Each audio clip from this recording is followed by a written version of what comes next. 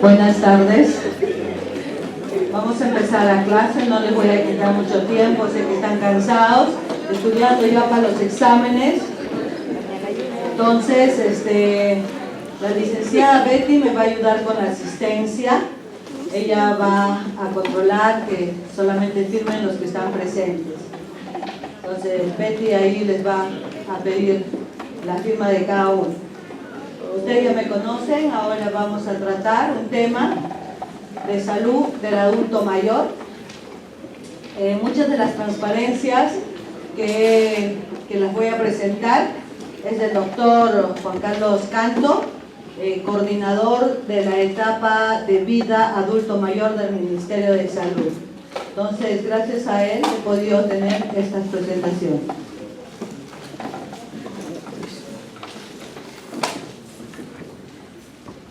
Contexto. Entonces, ustedes ven acá cuál es el futuro desafiante que vamos a vivir. Ya ustedes ya han escuchado en todas sus clases prácticas la transición demográfica y la transición epidemiológica. Entonces, acá un poco más del análisis de la transición demográfica. Hay una comparación entre el año 2015 y 2050. ¿Cuánto aproximadamente vamos a llegar a ser en el año 2050? Aproximadamente 40 millones de peruanos. 40 millones de peruanos para el 2050. Esto se va a deber a varios factores. Primero, que la tasa global de fecundidad está disminuyendo. Así en el 2015 era de 2.29 y para el 2050 1.84. Ustedes ya saben por cansancio por qué la tasa de fecundidad está disminuyendo, porque normalmente las mujeres estamos postergando esa etapa de ser madre, porque primero queremos ser profesionales, ¿no? Queremos salir de médicos o de abogados, de ingenieros, arquitectos, etc. Después queremos hacer una especialidad, una maestría, un doctorado, un postdoctorado. Después nos acordamos que bueno, hay que ser mamá también, pero ya pasamos la edad, ¿no? Ya no es, antes era 30 años añosa, uy, nos sentíamos mal, 30 años, ahora hay mujeres que 40, 45 años todavía no han tenido hijos, y con todo el avance científico hay mujeres que a esa edad tienen, pero ya no tienen pues 2, 3 hijos, máximo llegan a tener un hijo. Entonces todo este desarrollo, una de las consecuencias también es la tasa de fecundidad. Asimismo vemos que las defunciones anuales, o sea, primero baja nuestra tasa de fecundidad, la población empieza a crecer menos. Ustedes dirán, pero está bien que crezca menos. Miren, en Europa están preocupados porque su crecimiento ha sido negativo, 12 puntos negativos, y ellos están preocupados.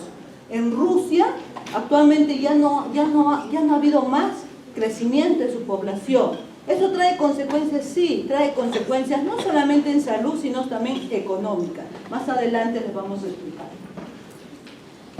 Pero están incrementando las defunciones. Así que en el 2015 más o menos eran 175.000, pero para el 2050 más o menos 354.000 defunciones. Uno, no están naciendo mucho y están muriendo más. Entonces eso es, todo esto nos va a traer unos indicadores demográficos muy desafiantes. Y la tasa de mortalidad disminuye, ya no se mueren los niños, sino tienen más esperanza de vida. Y bueno, y aquí la esperanza de vida aumenta para el 2050, 79, otros dicen a 80 años. Entonces, cada vez la población se hace más vieja.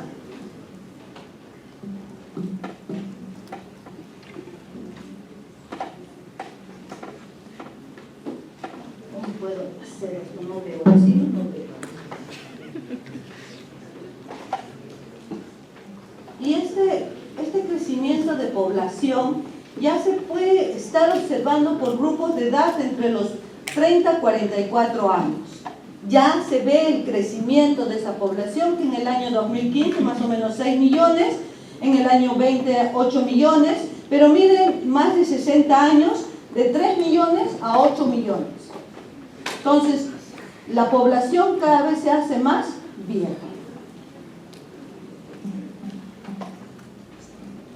Y esto es lo que ustedes han hecho en todas sus presentaciones de sus prácticas de estos días, que la pirámide poblacional también ha variado. La explicación que hemos dado en las dos transparencias son causantes de esta variable de la pirámide. Antes se hablaba pirámide, ahora ya seguro que vamos a cambiar el nombre, ya no es una pirámide, va a ser una copa invertida. Entonces, ¿va a tener consecuencias en la salud? Sí va a tener consecuencias en la salud. Este dato es de la OPS, que esta transición demográfica, miren, en el año 2000, en el año 50, 1950, eran 5 millones de personas con 60 años a más. Así vamos a, ¿no? Pero miren, en el 2006 era ya 50 millones. En el 2025, que es ya a unos años acá, 100 millones de personas mayores de 60 años. Y para el 2050, estamos calculando que a nivel mundial vamos a tener más de 200 millones de personas más de 60 años. 8 de cada 10 personas nacidos en el año 2000 vivirán más de 60 años. Y 4 de cada 10 más de 80. Imagínense. Entonces, que esta transición demográfica va a tener consecuencias en la transición epidemiológica, ¿no? Porque ya no va a haber muchas enfermedades infecciosas, sino ya vienen las crónico-degenerativas. Entonces, esta transición demográfica tiene efectos en la transición epidemiológica. Y algo interesante que me gustó y lo traje para compartirlos con ustedes, es este efecto que se va a tener en el cruce, ¿no?, de los niños de 5 años, que es la línea azul, y las personas mayores de 60. Obvio, si estamos diciendo que vamos a tener más millones cada determinado tiempo, ya en este año ha habido este cruce, este efecto demográfico.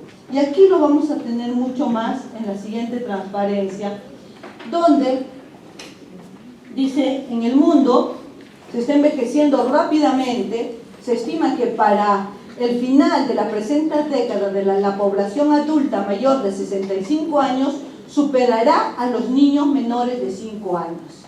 Imagínense, para la década del 2020 al 2030 se ha denominado década del envejecimiento activo y saludable. O sea, OPS ya está proyectándose que nuestra población cada vez se hace más vieja, cada vez se hace población de adulto mayor, pero debemos cambiar ese chip de adulto ya como un problema, de adulto multiplicado por 0, que adulto es enfermedad. No, tenemos que cambiar porque todos vamos a llegar a esa etapa de vida. Y lo que OPS nos propone es que seamos una década de envejecimiento activo y saludable.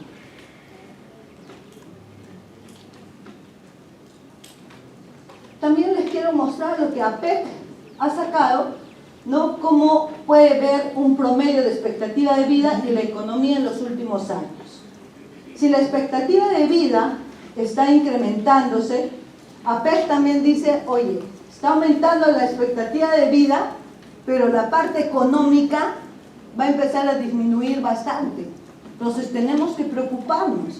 La vejez también va a traer consecuencias económicas. Por ejemplo, a mis alumnos les compartí, cuando yo era la edad de ustedes, había terminado mi carrera de medicina a los 22 años, fui a hacer mi serum a los 23, a mis 24 me dijeron, salud básica para todos. Van a trabajar 6 horas, 12 horas y 24 horas.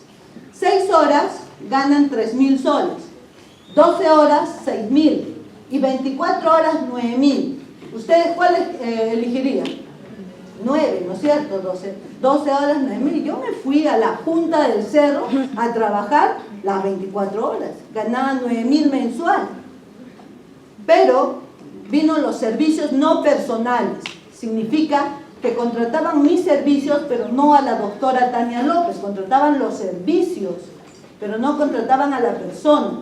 Durante todo ese tiempo que gané bien, cuando era joven, trabajando en la punta del cerro, nunca tuve seguro, ni vacaciones, ni nada, no había ni AFP, ni nada. Entonces, durante un buen tiempo, sí, yo junté mi dinero, etcétera, etcétera, pero no proyecté el futuro. Entonces, cuando me entra la conciencia, hace 10, 12 años atrás, paso a un régimen laboral más estable y empiezo a aportar a la AFP. Dentro de muy pocos años yo voy a cumplir 60. Ya estoy a un paso, ya estoy quitando aire, ya estoy ahí, ¿no? Ya estoy, ni cuenta me di, pero ya estoy ahí. Ya estoy quitando aire. Entonces, voy y pregunto a mi AFP, ¿cuánto tengo para jubilarme? 100.000 soles. 100.000 soles. ¿Y cuánto me va a pagar mensualmente? 480 soles. 480 soles si me jubilo ya. O sea, horror, no pensé en mi futuro. Pero en ese entonces la política era diferente. No se pensaba en el futuro. Claro, ahorita todavía tengo fuerza. Ya voy a tener 60 años, pero todavía no, todavía puedo trabajar. Pero será 10 años más. Y en 10 años más yo no voy a juntar más de $500,000 o 2 millones, es imposible, pues, ¿no? Estaba pensando que la lotería o no sé, pero en ese entonces no se pensó en el futuro y actualmente tampoco se está pensando, porque ustedes dirán, yo tengo 23 años, para tener 60 me falta, la doctora estará quitando aire, ese no es mi problema. Pero les doy una mala noticia, que los años pasan volando. Ustedes se acordarán cuando terminaron su secundario, todavía se juntarán con sus amigos de la promo, pero en este momento ya van a terminar la carrera. En un abrir y cerrar de ojos, van a decir, oye, reunión de la promoción. ¿Qué promoción son ustedes? ¿Ah? Ya, digamos de este año, ya, promoción 2020, ya, promoción 2020, nos vamos a reunir después de 25 años de haber regresado. ¿Qué? Van a decir ustedes, ¿ya pasó 25? Increíble, los años vuelan. Entonces, si no pensamos en esta edad, vamos a tener problemas fuertes, no solamente en la salud, sino en la parte económica. Es muy importante trabajar este tema. Entonces, la población de adulto mayor en el Perú ha incrementado, ustedes ven, en el 2010 la proporción era 8.10, o sea, 8% de esos millones que en ese momento era adulto mayor. Actualmente, hacia 10.66 es la población de adulto mayor. El Instituto Nacional de Estadística estimó que para el 2019, o sea, hoy, el Perú existe aproximadamente 32 millones de habitantes, de los cuales 3,5 millones son personas adultas mayores. 3,5 millones. O sea, lo que representa un 10.66 del total de la población. Pero ustedes dirán, pero doctora, bacán, vamos a vivir más tiempo. Sí, pero no solamente es vivir más tiempo, sino es la calidad de vida que debemos tener. Entonces, cuando ya estoy entrando a la calidad de vida, ya empieza a haber otros factores. Bueno, ya hemos hablado de la fuerza laboral, ¿no? Ahorita vamos a entrar a la calidad de vida. Pero esa transición demográfica que les he presentado trae también consecuencias epidemiológicas. Así que en los años 1986, las principales causas de mortalidad en el Perú, que eran enfermedades infecciosas respiratorias, intestinales, tuberculosis, trastornos perinatales, etcétera, etcétera. Pero actualmente, en el año 2015, la segunda causa de mortalidad son enfermedades cerebrovasculares. La tercera, diabetes. Y antes estas causas estaban casi al final.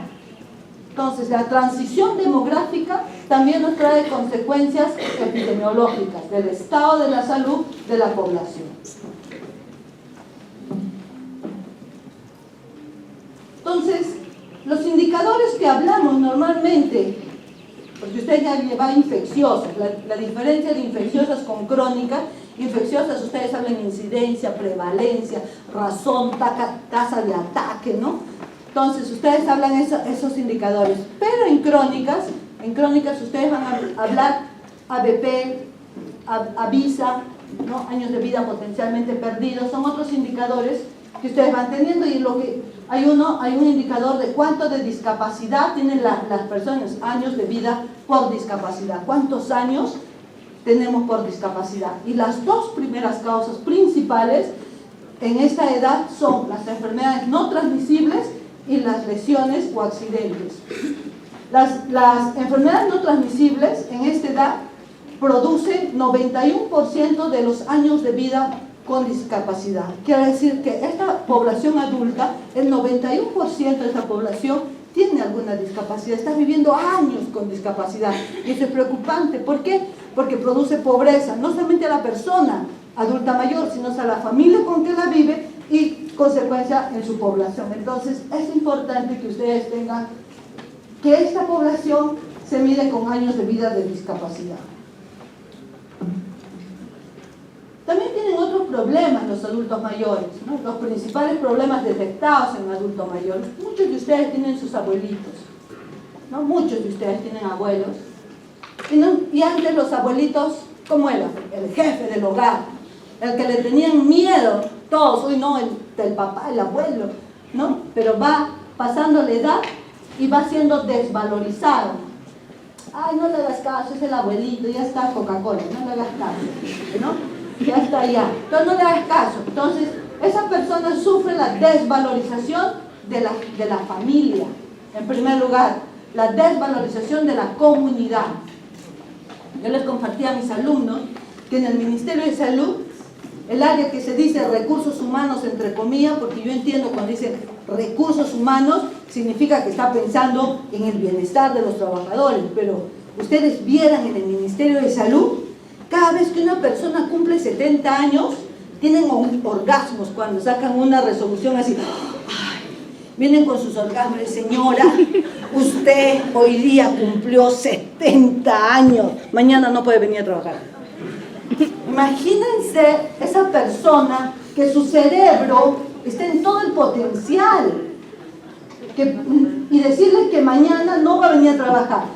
Yo no podía creer cuando vi a un colega médico que trabajaba 4 sillas mías, que vinieron así orgásmicamente, ¿no? A entregarle su resolución para que ya no venga a trabajar. Ese doctor, que era bien pilas, a los 3, yo lo veía todos los días paradito, y evidentemente al día siguiente no tenía computadora, no tenía sitio, porque ya tuvo un reemplazo. Te expectoramos y entró otro, ¿no es cierto? En serio. El doctor se quedaba todos los días paradito en la puerta. Yo le decía, doctor, casi se me sale el nombre. Doctor, ¿qué está haciendo acá? Es que me ha dicho el ministro que me va a contratar por tercero. Entonces, al pobre de 4 meses, 5 meses, 6 meses. Y un día digo, oye, el doctor ya no viene. Ah, sí, es que ha fallecido. Entonces, imagínense cómo pueden ser las consecuencias de que no estamos pensando en una población que ya está a un paso, al menos de mí, ya está a la vuelta. ¿Por qué? Porque viene la desvalorización de la comunidad. Consideran que una persona de 70 años ya no sirve. Ya no sirve. No existe reconocimiento de sus habilidades y destrezas.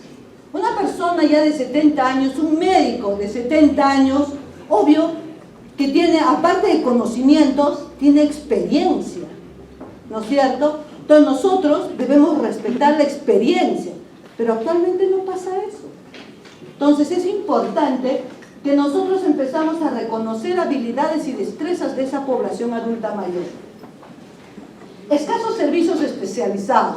Claro, si no la vemos, no vemos que esta etapa ya nos está pisando los talones, nuestros servicios, ¿en qué nos preocupamos más? Anemia, vacuna, ¿no? Diarreas, tuberculosis, VIH, etcétera, etcétera, pero no estamos pensando en esta población. El presupuesto no existe presupuesto para esta etapa de vida. También los adultos mayores desconocen mucho sus derechos.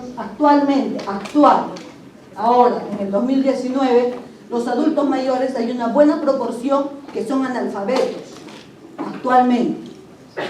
Pero de acá a unos 10 a 15 años, cuando ustedes estén aquí dictando sus clases, yo voy a ser adulta mayor.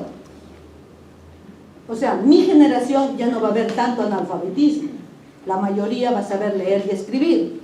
Pero vamos a pasar a otro nivel de analfabetismo.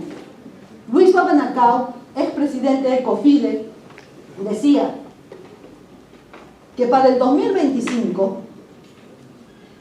vamos a ser analfabetos. Miren, para el 2025 vamos a ser analfabetos aquellos que no sepan hablar inglés y chino mandarín. Y vamos a ser analfabetos también aquellos que no sepamos manejar muy bien la computadora, los software. Entonces va a haber un nuevo tipo de analfabetismo. Imagínense, cuando ustedes estén de mi edad, hay muchos de mi edad que han terminado apenas la secundaria, que son técnicos, etcétera, etcétera. Y cuando de acá a 15 años ustedes digan, la historia es digital. Ahora todo, súbelo a la nube. Imagínense a un señor de 70 años que le digo, si quieres que te atienda, esté en la nube. Esté en la nube la información, el pobre va a volar. ¿No es cierto? Yo le contaba a mis alumnos una cosa seria. Mi padre es pediatra, tiene 86 años. Pediatra, pediatra, es médico pediatra, él ha hecho su especialidad en Sao Paulo. ¿Ya?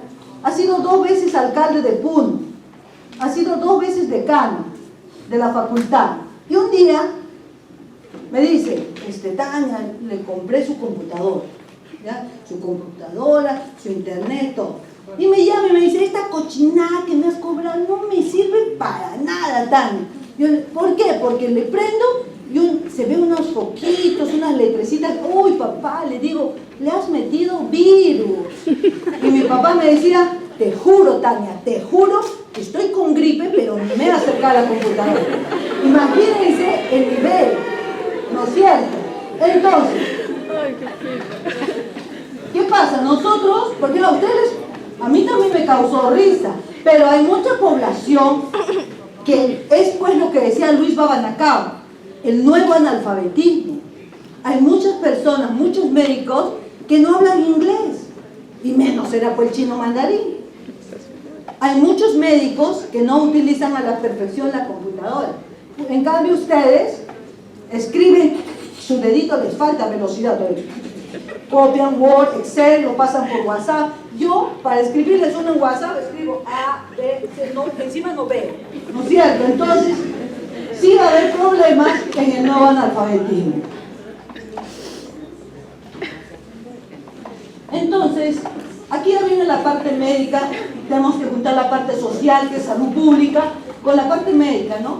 Hay el viejo aforismo sequeñano que decían que la vejez en sí misma era una enfermedad. Así se trataba, sobre todo en gerontología, lo veían como una enfermedad. Pero la gerontología moderna nos confirma que la vejez es un carácter fisiológico, es la fisiología del envejecimiento. ¿No? También es cierto, también la caída de la vitalidad, obvio, si envejecemos también cae la vitalidad de la persona. El envejecimiento será fisiológico cuando cumpla parámetros biológicos aceptados. ¿Qué quiero decir con eso? Que el envejecimiento, de lo que dice la gerontología moderna, cuando va a ser realmente fisiológico, es cuando cumplamos todos los cuidados en todas las etapas de vida, desde que estamos en vientre, desde que somos niños. O sea, un niño que nace con buen peso al nacer, un niño que tiene lactancia materna exclusiva, un niño que tiene sus vacunas completas, va a llegar a ser un adolescente con muy buena salud. Ese adolescente que no empiece a tomar bebidas alcohólicas, que no fume, ese joven que se cuide, que no suba de peso, que haga actividad física, va a llegar a ser adulto saludable. Ese adulto saludable que siga con esas costumbres va a llegar a ser un adulto mayor saludable. Fisiológicamente se va envejeciendo. Pero si tenemos población que no se vacuna, que no hace actividad física, que es obeso, que sigue fumando. Entonces, ya no podríamos hablar de un envejecimiento fisiológico. No, imagínense, pongan en ese escenario con todos los factores que le he puesto a ese adulto mayor.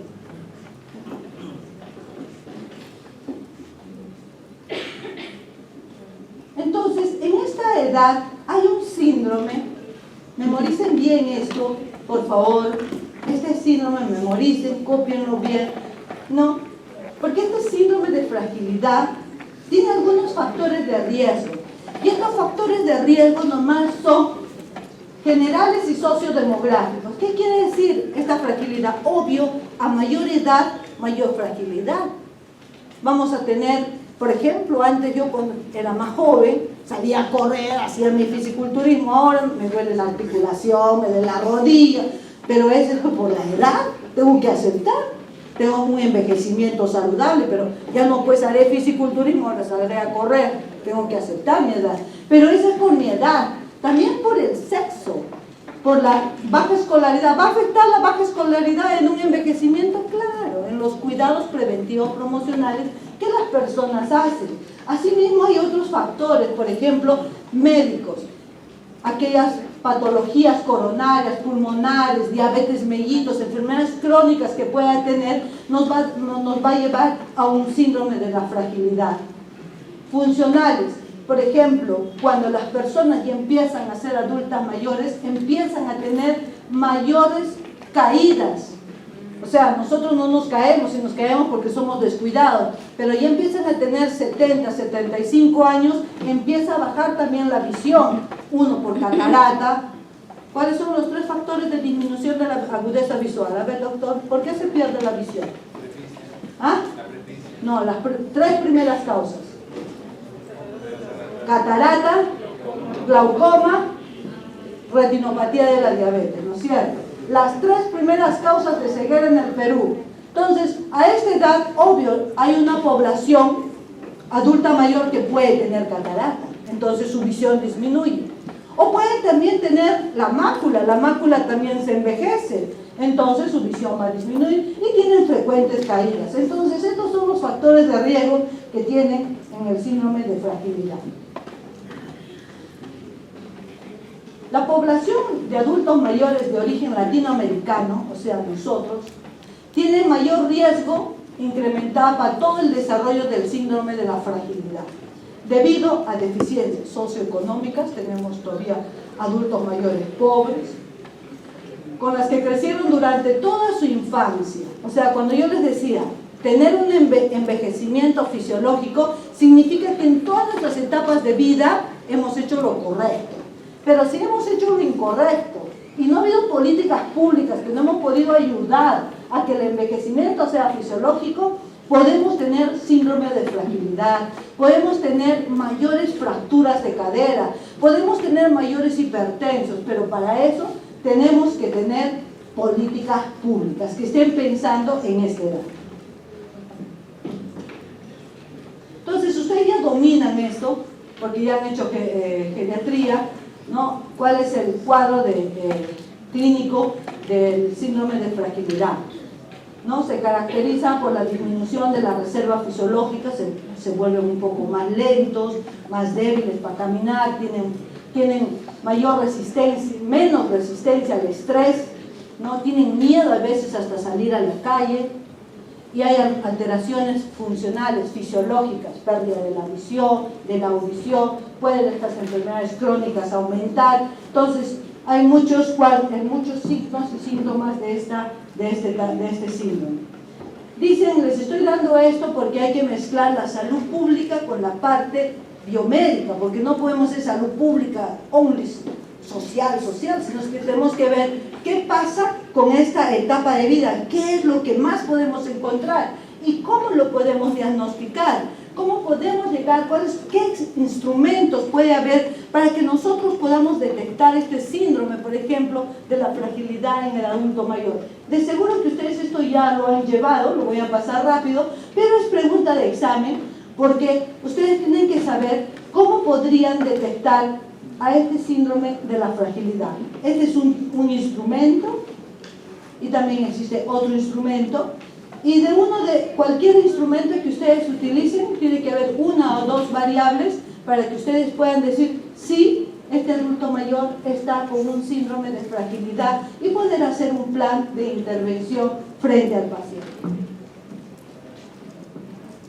También pueden hacer su diagnóstico diferencial. Obvio, si es un paciente caquético, estamos diciendo la fragilidad pierde funciones, está más débil, pero un paciente desnutrido, caquético, también puede tener esto. Entonces tenemos que hacer diagnóstico diferencial, que ustedes dominan ya esto en geriatría.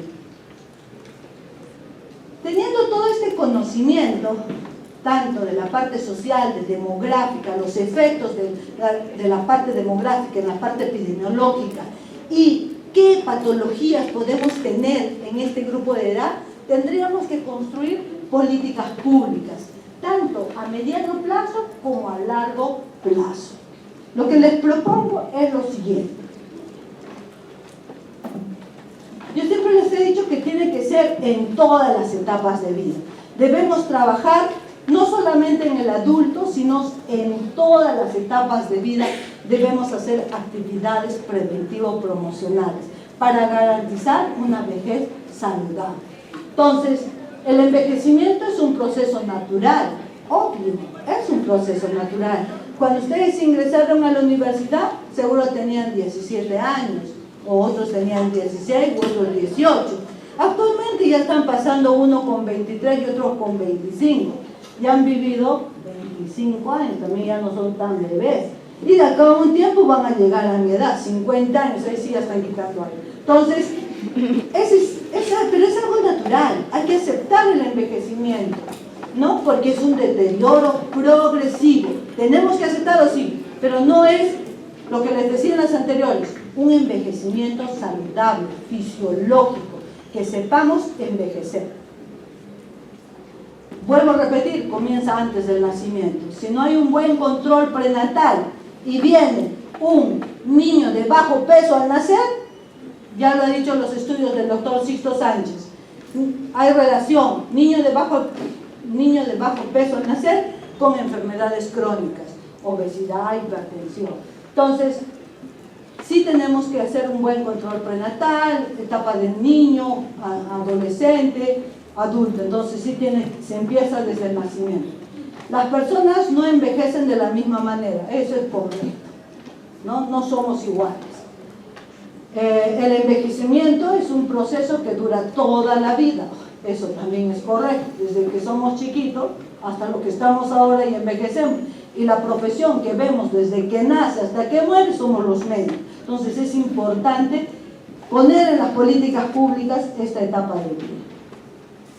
Bueno, esto es lo que les estoy diciendo, en todas las etapas de vida deberíamos trabajar todos los factores de riesgo, todos los factores, ¿no? Todos, vacuna, hacer actividad física, no comer comida chatarra, no fumar, no tomar, hacer sexo con condón. Todo esto es importante para llegar a una vejez saludable.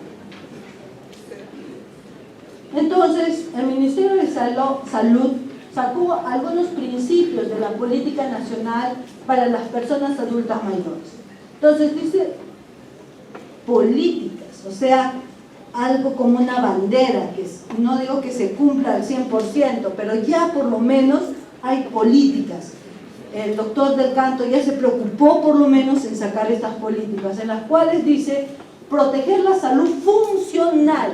Eso es interesante, proteger la salud funcional de las personas mayores. Esa es la idea importante que yo quiero, que es la principal, que todos nosotros debemos trabajar de proteger la salud funcional. Queremos adultas mayores que sigan caminando, que no dependan de sus hijos o de su esposa o de otra persona, que sean independientes, y que si el día que tiene que llegar de fallecer, que tampoco no sufra. Entonces, lo que nosotros queremos, salud funcional de las personas adultas mayores.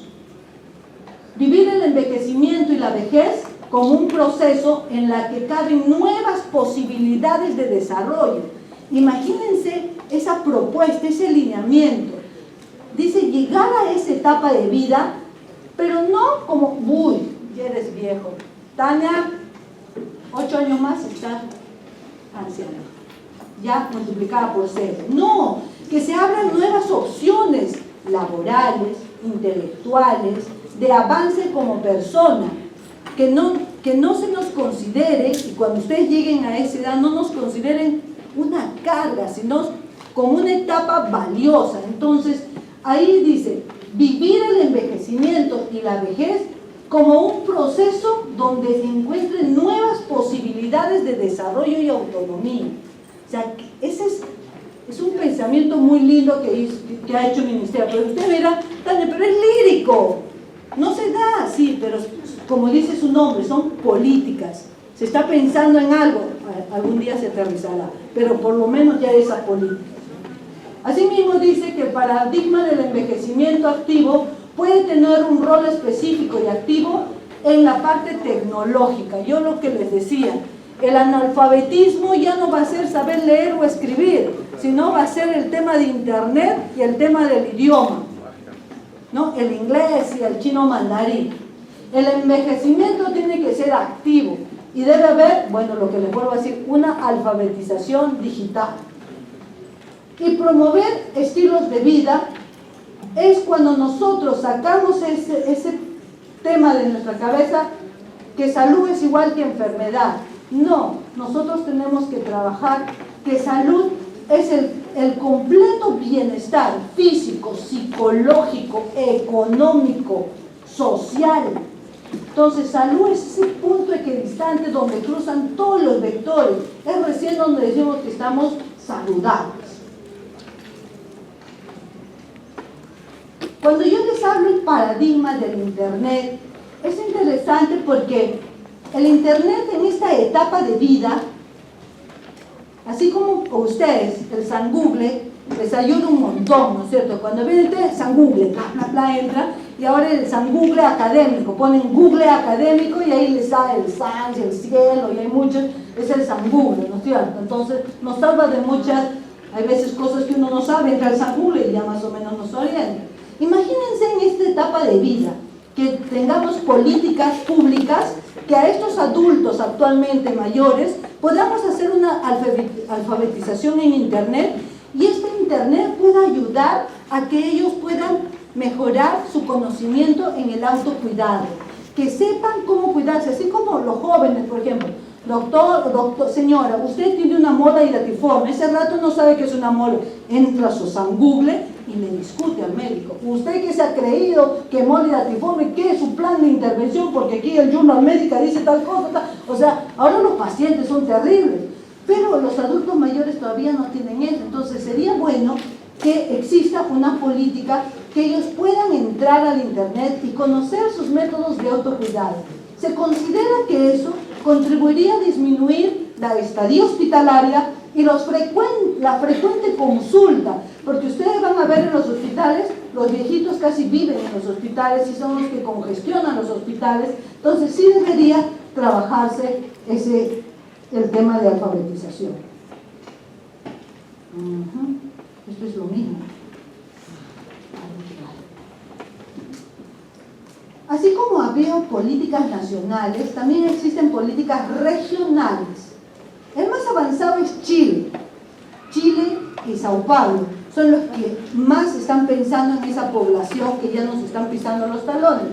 Pero a nivel regional, lo que dice que debemos generar políticas públicas en salud para el envejecimiento, protección de todas las poblaciones, tanto en el sector público como en el sector privado. Debería ya haber políticas públicas. Asimismo, propone a nivel regional que debemos mejorar el aseguramiento universal a toda la población. O sea, todos los adultos mayores en este momento deberían contar un tipo de seguro de salud. Eso debería ser una política, un interés del gobierno.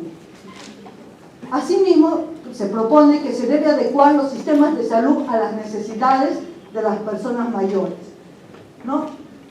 Porque no todas las personas mayores envejecemos de igual manera. Hay personas que nos vamos a cuidar bien y seguro que vamos a tener un envejecimiento bueno, pero vamos a necesitar algunas cosas que que en ese momento se nos ven, pero los viejitos que no se han cuidado en su niñez, en su juventud, en su adultez, entonces sí van a tener una vejez no muy buena, ¿no? Entonces tenemos que adecuar estos sistemas de salud. También se propone a nivel regional que se deben formar profesionales, ¿no?, y técnicos en salud que entiendan esta etapa de vida. Con esto no quiero decir formar más geriatras, no quiero decir formar más geriatras. Lo que propone es que debe haber más profesionales que intervengan en esta etapa de vida. Por ejemplo, psicólogos que trabajen en esta etapa de vida, asistentes sociales que trabajen, médicos generales que entiendan esta etapa de vida. Así cuando diagnostiquen algo, hagan una buena referencia a geriatría. Entonces necesitamos más profesionales que trabajen en este tema. También hay una política importante a nivel regional que está insistiendo a todos los países que existan políticas para disminuir la prevalencia de la violencia a los adultos mayores. ¿Qué es violencia? Ustedes ya saben, ya han hecho en sus prácticas qué es violencia. ¿Qué es violencia, doctora? ¿Cómo se define violencia? Maltrato físico, psicológico. ¿Qué es violencia, doctor? Maltrato físico. Ve a mis alumnos, a ver, ahí está. ¿Qué es violencia, doctor? ¿Y cómo lo definimos, doctor? Cualquier acción u omisión que cause daño físico, psicológico, hasta sexual, ¿no es cierto? Cualquier acción u omisión. O sea, si nosotros abandonamos a los adultos mayores, estamos haciendo un tipo de violencia. El abandono de adultos mayores es un tipo de violencia. Entonces, no darles una pensión, abandonarlos, ¿sabes qué? Ya me cansó mi papá, lo voy a mandar a una casa de descanso, ay, que se muere. Tipo de violencia, ¿no es cierto? Entonces, lo que nos propone a nivel regional es que debemos disminuir la prevalencia del maltrato a las personas adultas mayores. Asimismo, nos propone a nivel regional, o sea, la región de las Américas, aumentar el acceso a la justicia que tienen las personas mayores. Por ejemplo, ustedes habrán visto en las televisiones que salen viejitos, dicen, mi hijo me hizo firmar y ahora no tengo casa. No, mi hijo vino, me firmó y me botó de su casa. Entonces la justicia debería pensar más en este grupo de edad. Actualmente no lo estamos haciendo, no solamente en el Perú, debe ser en Latinoamérica, por eso hay esta propuesta a nivel regional. Y algo de todo esto que me gusta es fomentar e implementar ciudades y comunidades amigables. Ustedes dirán, doctora, pero ¿quién lo ha hecho? ¿Qué país lo ha hecho? Chile. Chile ya está pensando en este grupo que ya está en nuestra casa, ¿no? Ya está con nosotros. Entonces, por ejemplo, mira, algo que me llamó la atención cuando leía esto, era que a los adultos mayores les ponen ¿qué se llama cuando vamos a las fiestas? Un brazalete, ¿no? Es especial a las personas, sobre todo que tienen discapacidad, y cuando están caminando por la calle, y ¡plum!, se pone el semáforo, ¿no? Rojo, amarillo, verde. Y cuando viene un adulto mayor, ese sensor le avisa a ese semáforo y demora más tiempo en cambiar hasta que pase el adulto mayor. Aquí en el Perú, ¿qué pasa cuando pasa un adulto mayor? O sea, salen ajos, culebras, vete a tu casa, buena. ¿No es cierto? Todavía no hay políticas públicas. Pero en Chile, mira lo que ya pensaron. En Chile dice, oye, nuestra población se está envejeciendo y los hijos están abandonando a sus padres. Entonces, han creado ciudades de adultos mayores, donde les ponen casa con todos los cuidados que ese adulto mayor debe tener, ¿no? Entonces, nos falta todavía, Chile nos lleva 10 años luz, pero nos falta intervenir en políticas públicas en el Perú para la población, para mi población, que ya estamos muy cerca de eso, ¿no? Mejorar la educación y la formación laboral. En otros países, los adultos mayores, por ejemplo en Japón, los adultos mayores, si bien dejan de trabajar todo, pero llegan a ser los asesores de las empresas, son los mayores. los que asesoran las empresas. Aquí en el Perú ya les he dicho, llegan los 70 años, ya fuiste, te dan tu resolución y no puedes volver a entrar, a pesar de que tu cerebro todavía está activo. Entonces, nos falta hacer políticas más fuertes. Entonces, OPS dice que debemos envejecer saludablemente, el proceso para fomentar y mantener la capacidad funcional que permite el bienestar de la vejez. Entonces, tenemos que luchar por la capacidad funcional de todos los adultos mayores. Debemos romper algunos paradigmas, barreras sociales que nos pone, ¿no? Y que no nos deja desarrollar, que son, no hay una persona mayor que es típica. Ay, a todos los viejitos se les caen sus muelas. No, mentira. Todos los viejitos siempre van a usar pañal. Mentira. Todos los viejitos son recontra renegones. Mentira. Todos los viejitos van a ser hipertensos. Tampoco, porque depende cómo nos hemos cuidado en todas las etapas de nuestra vida. Entonces, hay que romper ese paradigma. Otro, el envejecimiento y la salud debe verse de una cara para el futuro y no para el pasado. Mentira, pues. ¿No es cierto? Estamos ya, ahora. El envejecimiento ya no es, de acá 50 años. Ya lo tenemos acá. La población ya es el 10.66 de la población ya es adulta mayor. Entonces, la edad avanzada no es igual a dependencia. Eso tenemos que sacarlo de nuestra mente. Entonces, necesitamos cambios, pero el trabajo, como siempre le vemos en salud pública, para intervenir en salud pública, no solamente vamos a intervenir los médicos, o las enfermeras, o las psicólogas. Solo el sector salud fracasaría. El trabajo para el tema de crónicas y adulto mayor, el envejecimiento saludable, es multisectorial. Pregunta de examen, no se olviden.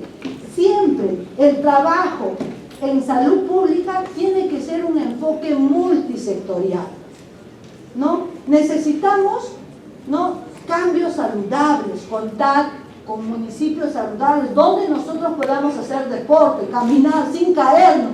El otro día caminaba por esta calle Salaverry. Cuadré mi carro porque no había dónde. Fui a una reunión al Instituto Nacional de Salud. Cuadré a 3 cuadras y fui caminando. Yo, como soy pequeña, uso unos tacos grandes, ¿no?, para disimular. Entonces, empecé a correr y la pista era hueco. Y me caí. Entonces, gracias a Dios todavía no he llegado a los 60, no estaría con fractura. Pero no podemos exigir a una persona de 60 años que haga si es que nuestra ciudad no es saludable.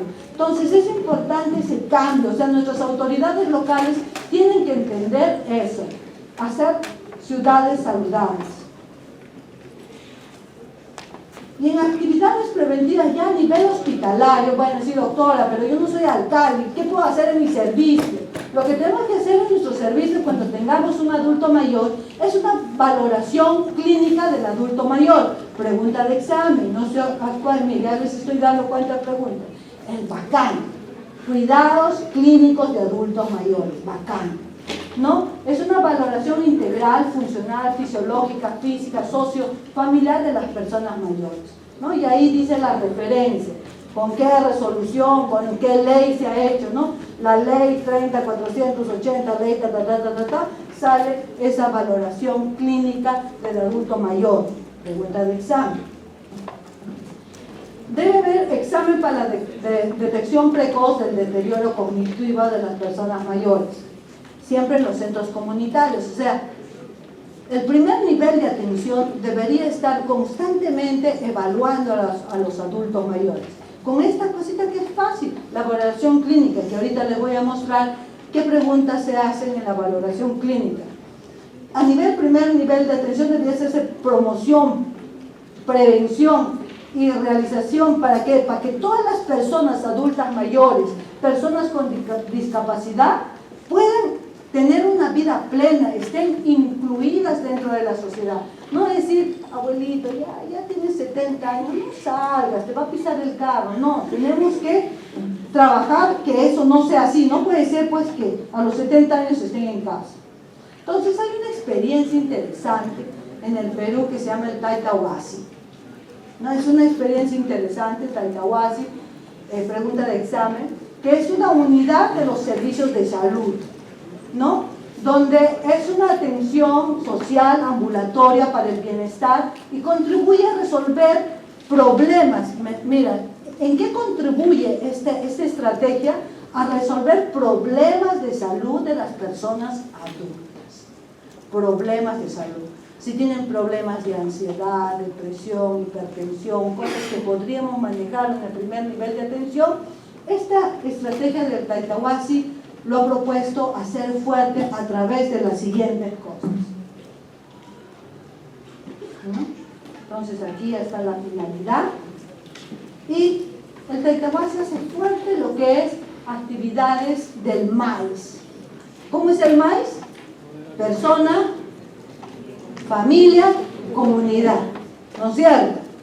Solamente en metales pesados les he dicho que es a la inversa. Comunidad, familia y persona. Pero en la mayoría es persona, familia, comunidad. Y para trabajar con este modelo de Taitahuasi es hacer actividades preventivo-promocionales fuertes, detección oportuna de alguna alteración, sea en la parte física, psicológica o sociofamiliar, recuperarlo y de nuevo reincorporarlo a la sociedad. Este modelo de Taitahuasi hasta ahora en Lima Sur se trabaja fuerte.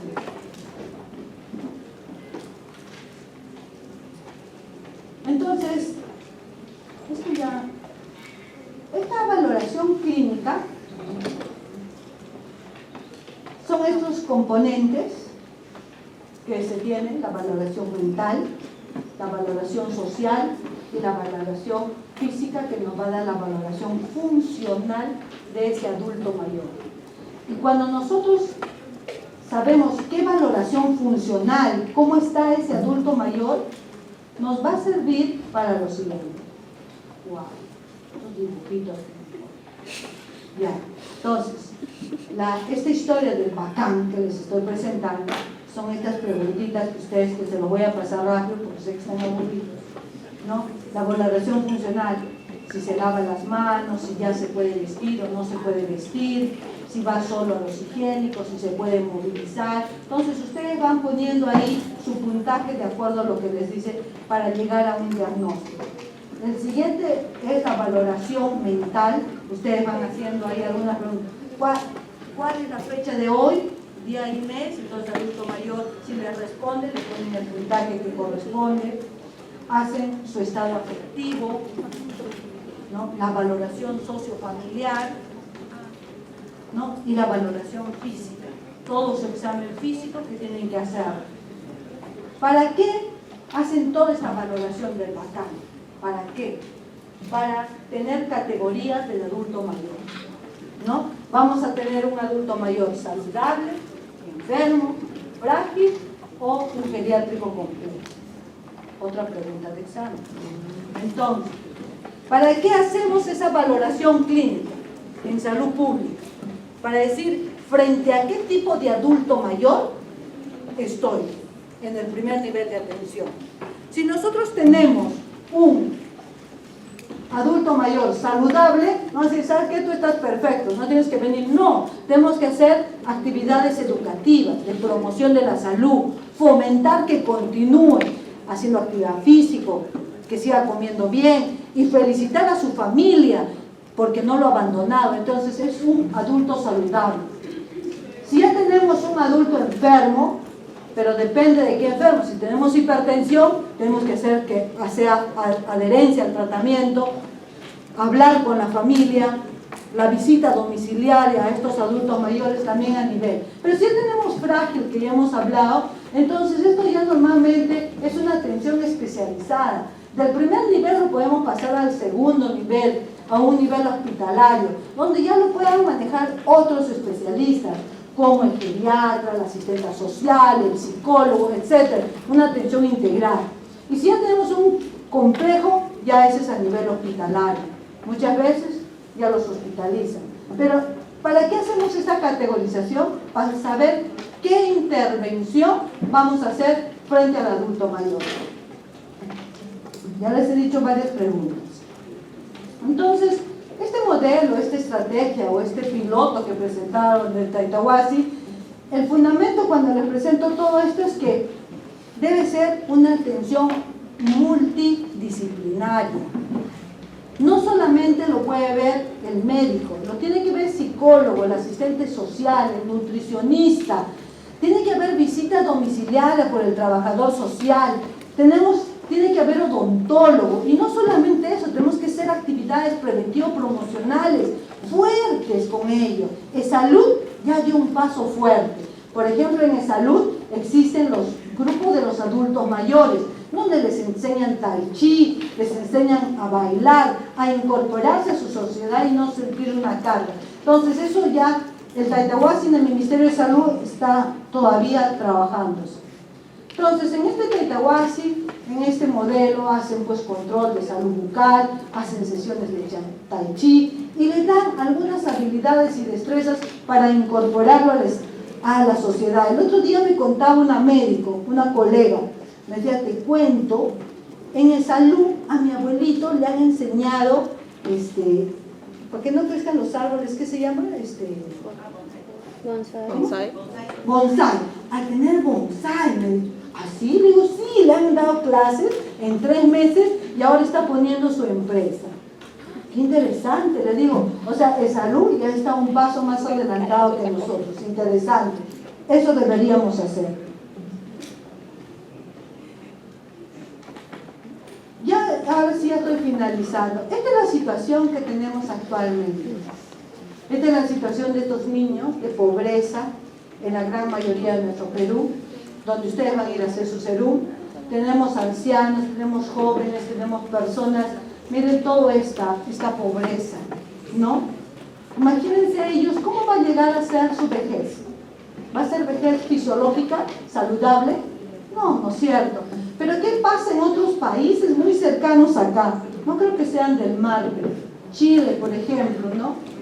Esto es Chile, donde tienen esos niños